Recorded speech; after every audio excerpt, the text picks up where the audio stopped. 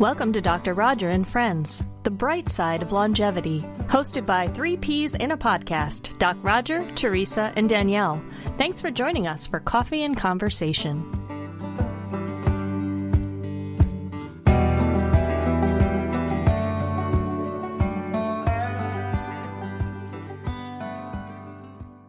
For 15 years, Colorado-based photographer Heidi Wagner has used her camera to look closely at extraordinary people of all ages. Since 2011, Wagner has made the Passions Project the central focus of her creative work. Through the Passions Project, you get a new view of aging and the importance of living life with passion and purpose.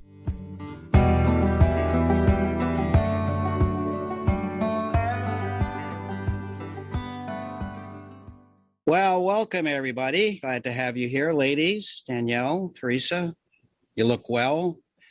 Good to be back with you. I'm excited about today.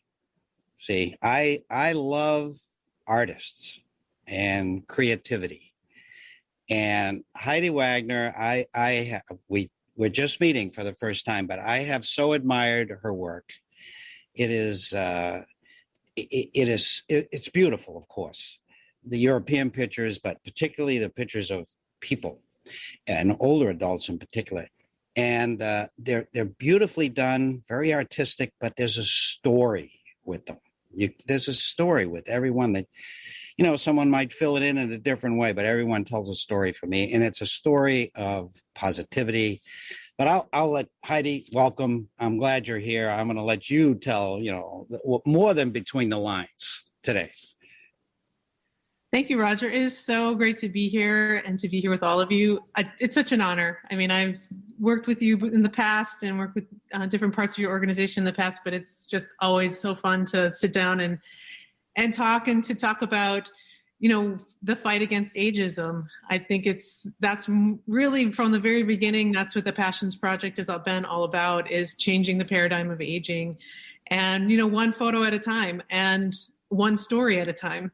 And so over the years, that's just what we've been trying to do with the Passions Project, is create conversation about, the amazing and importance of storytelling and telling the stories of older adults. Yeah, well, that was going to be my first question. I think you summed it up. But what started you? What got you on this path, Heidi? I was working at a retirement community in Boulder, Fraser, and I was getting back into my photography. I was doing a lot of traveling, and, those are the pictures that you've seen on my website as well, with the travel photography that I was doing.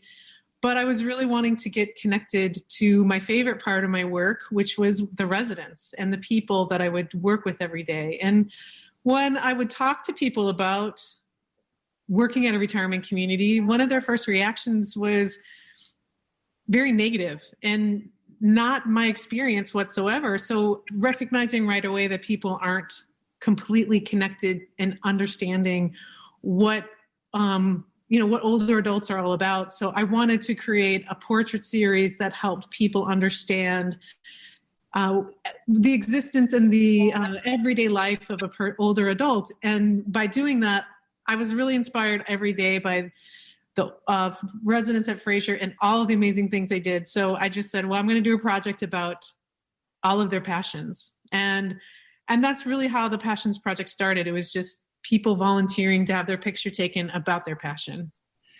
Well, you do more than that. In my mind, you exalt them, you exalt humanity. You're very successful at it. Thank you. You get sympathy, don't you, Heidi? I worked in a retirement community too, and you tell people that and they go, oh, you're such an angel. And you're going, wait, no, you don't understand how much fun I have. Like, I laugh every day and I laugh hysterically twice a week. There's no sense of the fun of it. Was that your experience too? Yeah. And also the reciprocation. I think, I think that's the part that gets lost too. It's like, it's that piece of like, oh, you're giving part of yourself, but it's what we get back also. And I think anytime you're working with people and you're looking at people and sharing compassion and joy and everyday living with people, I think it's the best part about it is the reciprocation and it's not a one-way street ever. Yeah. And I'm curious, Heidi, do you consider yourself an artist or an activist or both? Well, I think in the beginning I would just say I'm an artist, and then I realized that really I'm an art activist.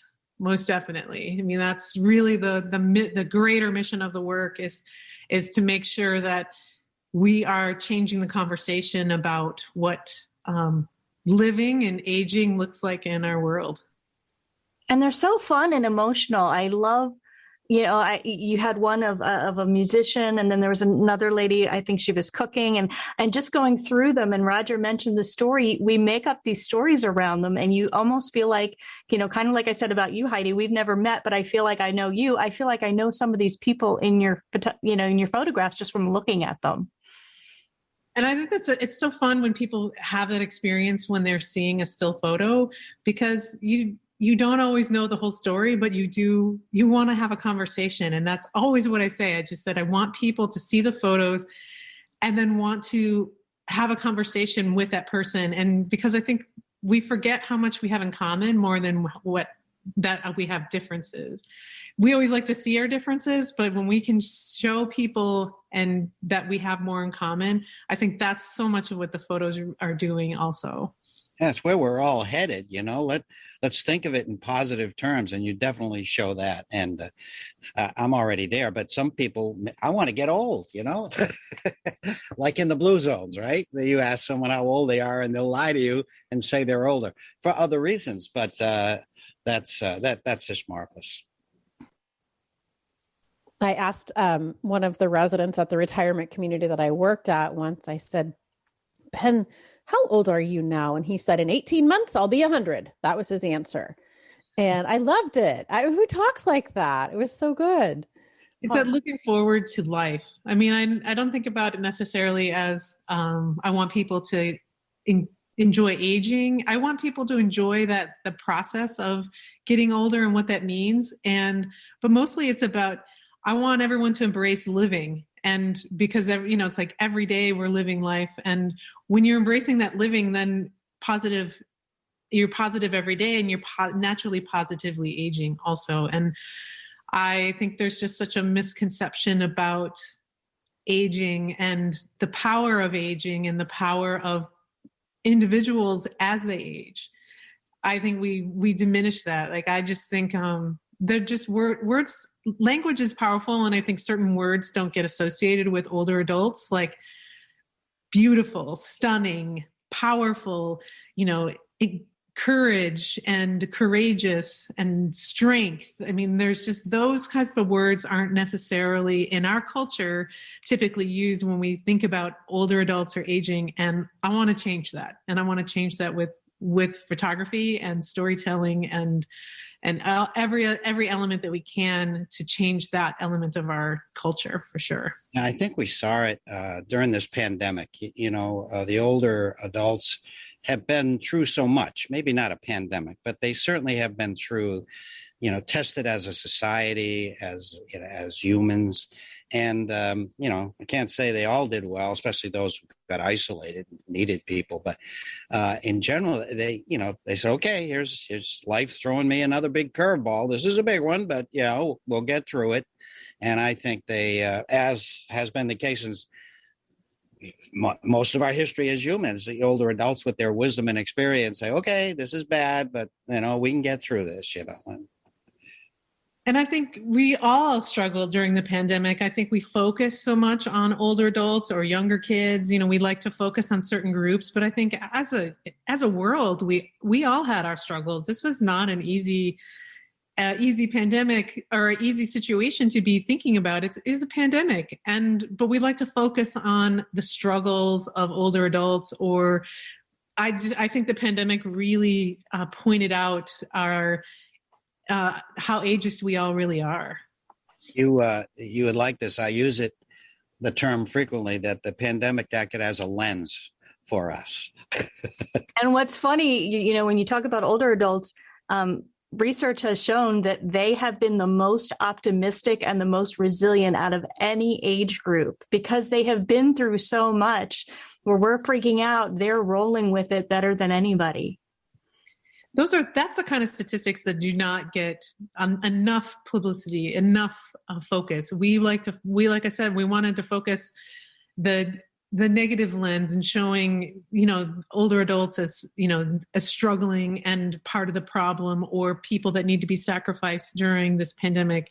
And, there's so much misconceptions. And I think that's all just because of ageism. Absolutely. It's so prevalent in our society. And I think it's silly to think that any one of us is immune to the effects of the society that we've grown up in, right? And so I think such a great question is not if I personally am ageist, but how?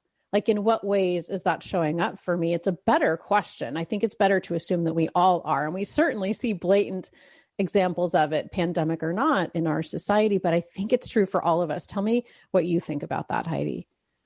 I think that's a great way to frame that question, because I think just in the same way that it's not possible for us to say we're not racist, I don't think it's possible for us to say we're not ageist, because we've all grown up in the same culture. We've all received the same messages. I catch myself every day thinking about and wondering about aging or what aging looks like. And I have to catch myself, because it's like, we're not trained and we've not been brought up to think that aging is a positive thing. Aging is something that we've been taught that aging is something we should fear, not something we should celebrate.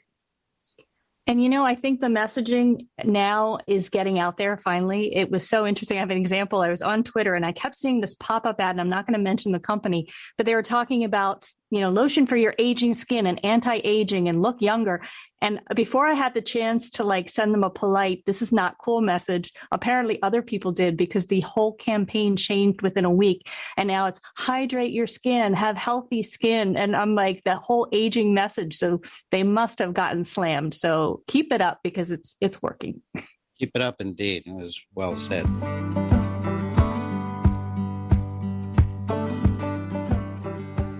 So I said that I get stories from these photos.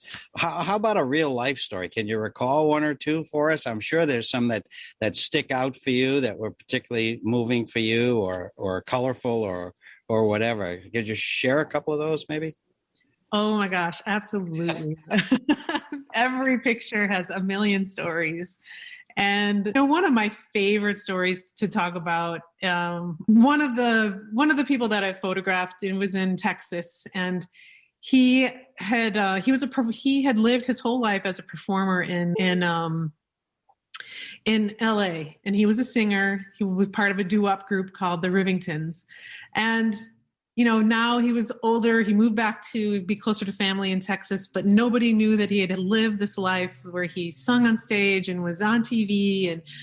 And so he became part of the Passions Project, and he came out in his red tuxedo that he would wear when he performed, in top hat. And we brought him to a stage at our local high school, and they put the music of the Rivingtons over the PA system. And he just came alive with the music and started singing. And, when you're in a doo-wop group, you kind of have synchronized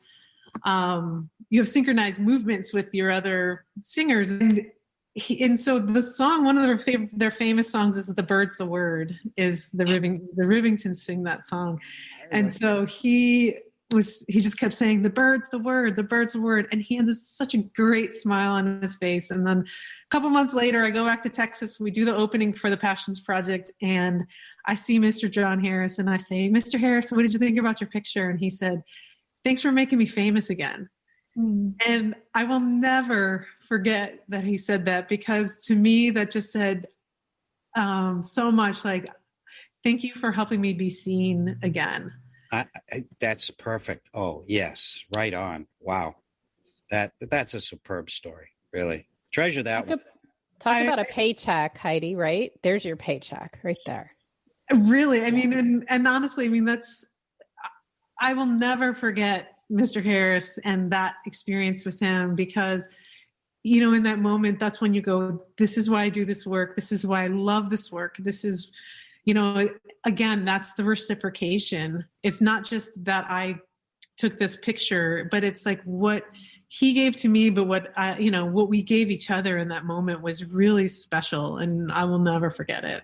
I mean, there's so many. I mean, I have I took pictures of these baseball guys in Chicago. Like one was a Cubs fan and one was a Sox fan. And, they have like their North Sider, South Sider, and they're best friends, these two guys that lived in a retirement community, and just the ribbing they gave each other about their teams and, and just seeing, friends loving their sports teams. And I took pictures of this woman in Madison, Wisconsin. She's a yoga instructor, just incredible. I think at the time I took her picture, she was 89 and she would do an inversion.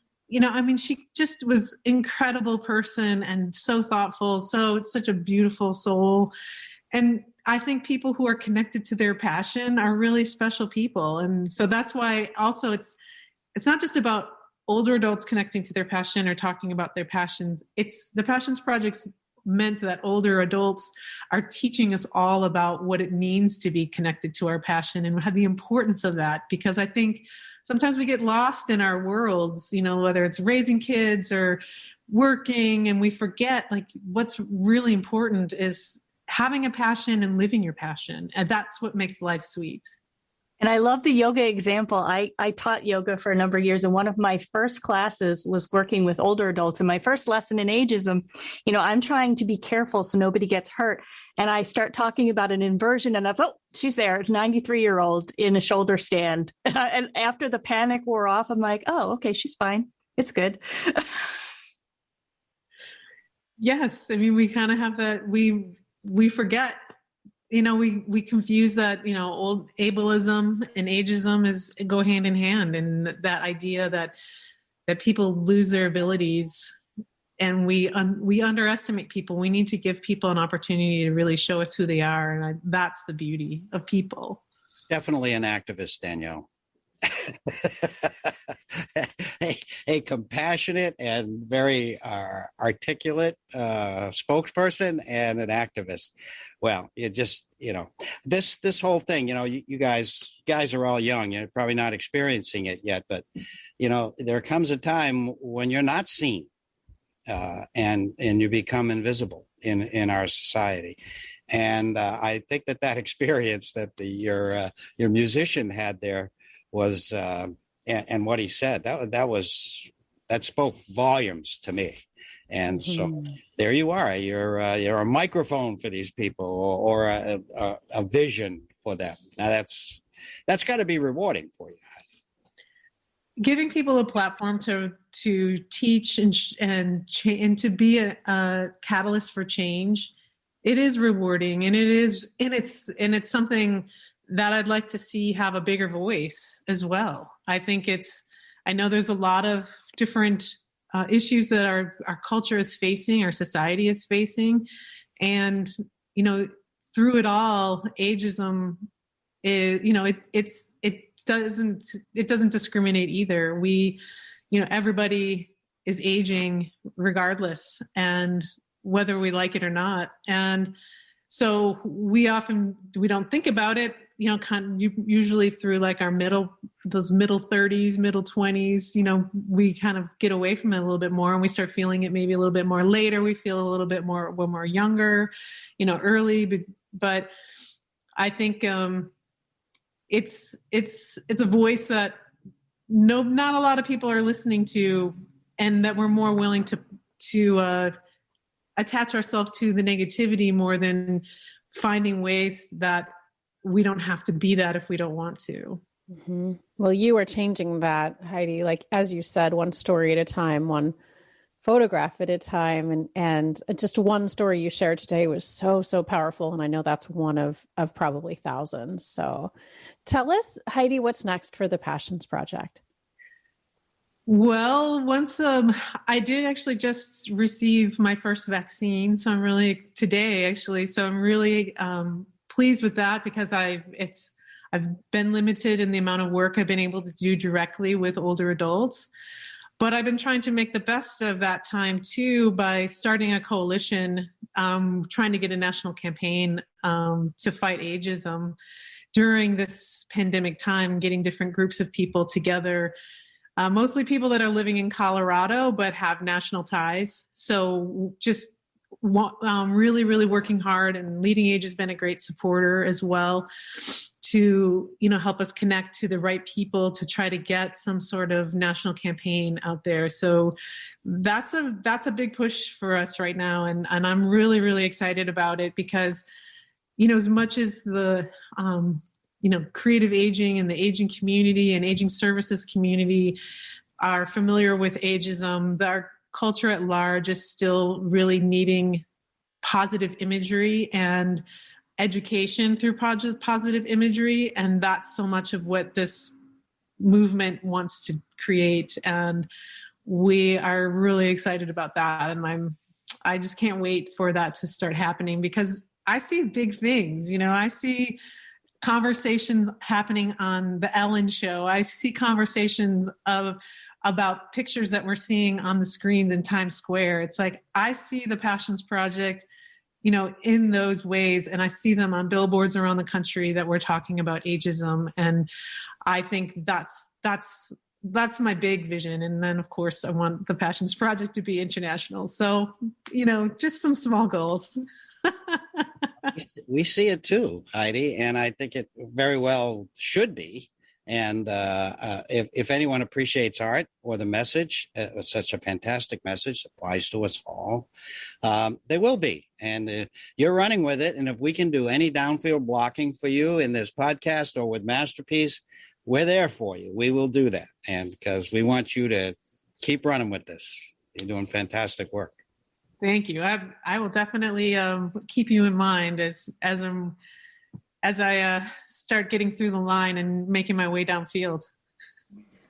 So I feel like there should be one word for an artist who's an activist, right? There should be just one like artivist or something. I don't know, Heidi, but you could coin that, coin some term, because there's got to be more of you who are artists and activists. Most definitely. There's a lot of people. I don't think that, I think in many ways with art, I think for many people, it's such a deep expression of self and our world around us that there is a lot of people use their art as being and creating activist work. So, I just think about so many different organizations and different artists that, their work is very reflective of an issue or something that's really deeply important to them. Before you go, you do color and black and white, but you do a lot of black and white. It's very powerful. How would you not defend? Why would you say that you use that or choose to use it in this particular photo or whatever? Usually it's so much the environment and the mood or the message that I see kind of in the photo. And sometimes I feel like color is distracting. It distracts from the actual passion or message or feeling. And so I think black and white really simplifies things visually for people and can really get people to the heart of a message or the feeling of the photo. And sometimes I think color isn't distracting and it accentuates the message. So it's really about like, what is it that we're trying to see? And what are we trying to show? So I personally, I do have a lot of work in black and white. I love black and white. And I specifically love portraiture in black and white, although I do see the positive effects of color too. So I haven't closed it down as far as, not doing, the very first project I did, I shot in black and white. Like I did not shoot in color. So I was like, I specifically want this to be a black and white portrait series. And over the years I've opened it up and I shoot in color and then we'll go between black and white and color. But I think, so I've loosened up a little bit, but I definitely, when I first started, my vision was, it's like black and white portraiture is, I think, stunning. And I wanted that to be the message too, but mission accomplished. You grow, you change, you adapt, that's part of being an artist too. And great question and such an interesting answer. Yeah. And Teresa, I think it should be active art. Hashtag active art or something like Active art. But you put it as one word. Anyway. Heidi, here's a question for you. My own experience going to residence apartments and retirement communities, very often you will see they will have pictures of themselves from 20 years ago. So I don't know, that would be 60, 65, 70, something like that on the walls. And then you see them today and my impression was always the same. Like, that's a really nice picture, but there's so much more beauty that I see now. Did you have that experience yourself? I think I absolutely understand your point about that. And I think I see sometimes, and depending on the conversation, sometimes conversation will lead to the idea of seeing themselves in the past. But I love people for where they are in their present. And because that's who I'm taking a picture of, is the person that's in front of me. And so finding and seeing that beauty that's there and seeing the passion that's there right now. I think we all kind of see ourselves, we see pictures of ourselves in the past and can see different things of ourselves, but I always appreciate people where they are. And I think that's the beauty of the story, and that's the story we're trying to tell, is that appreciation of self in the present moment. Yeah. Oh, just keep doing it, Heidi. Mm-hmm. Just doing such fine creative work, fine artistic work, and fine activist work, and you're just, I don't want to get bombastic about this, but we're all aging, we're all getting there. So you're helping humanity in their journey. So thank you very much. Yeah, before we wrap up, please tell us, how can people find out more about your work, and how can they hire you to do their own project, say at their community? You can see my work on my website. It's The Passions Project, and that's passions with an S, because we got to think of all the many passions that are out there. So thepassionsproject.com, and also on Instagram at thepassionsproject.com. I love working with, resident-centered communities that are really looking to tell their story, especially a story that's, being changed because of COVID. Like, we need to make sure that people are understanding that retirement communities are still amazing places for people to be and to, be a part of, and that there's amazing people that live there. So, and continuing to tell that story of that family of community. And so you can also give me a call. My number's right on my website, but I am based in Colorado and also in Wisconsin, but I've done these projects all over the country, and including Leading Age National has a permanent installation of the Passions Project at its headquarters in Washington, D.C. Over 90 photos they did. They had commissioned to be their public art there. So it's quite a display, and it's quite an honor to be seen and for the work to be seen, because that's the most important thing, is for people to understand and appreciate older adults, but living, and the beauty of living your passion.